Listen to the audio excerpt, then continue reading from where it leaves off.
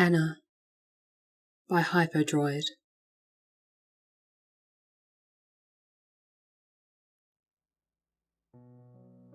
He liked to volunteer in the psych ward of his local hospital.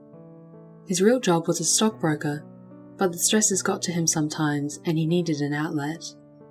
In the past he turned to booze to relieve the pressure, but that had taken him to some places he hoped never to revisit. He didn't know why it helped him so much to be in the hospital. He didn't particularly like the crazies they made him work with. In fact, he thought most of them were beyond help. He supposed it was really Anna that kept him coming back. Anna was just a little girl, maybe 10 or 12 at the most. She shouldn't really have been in the ward with the adults, but his small town wasn't wealthy enough to have separate housing for minors. He felt sorry for all the kids who had to bunk with these terminal whack jobs. Or he would, if Anna weren't the only one there under 35. That just made him sadder, he supposed. He felt a need to protect this little girl from the frightening company she kept, so he had promised himself never to leave as long as she was there. Anna was probably the least screwed up person in that hospital. She had terrible anxiety any time she left the building. They said if she left, she'd probably die from the shock of it. The only thing that seemed to make her feel better was talking, so he talked to her for hours on end about even the most inane topics. He felt a need to know everything about her, a need that transcended what should probably have been suitable for their relationship. But Anna seemed so happy when he talked to her that he could never bear to leave her for long. The only subject they avoided was her reasons for being in the ward. He felt that if there was a reason, she would tell him in her own time, and that if he pushed her, he might break the connection they had to each other.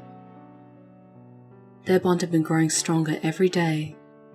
They were almost close enough to be brother and sister, so close that he no longer pretended to be working with the hospital. He quit his volunteering gig and came in every day just to be with her. He seemed to even be helping with her anxiety. Until one day, he found her curled up in a ball on her bunk, sobbing quietly to herself. When he asked her what was wrong, she finally told him why she was in the hospital. She and her mother had been in a car accident with a drunk driver. Her mother had died as a result, and she had to be hospitalized. She hadn't talked for months after that. In fact, she had only started talking about the time he had started at the hospital.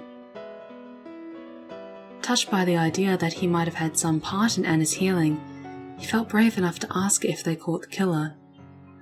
She told him that they hadn't, that was why she couldn't leave. She was so scared he'd come after her. He tried to comfort her, tell her that the drunk driver wouldn't even remember her, but nothing helped. Finally, in desperation, he promised to kill the driver if he ever managed to get close to her. That got Anna's attention, and though she was shocked at the statement's brutality, it at least got her to stop crying. The rest of the day went normally, but he decided that he would talk to Anna's doctor before he left.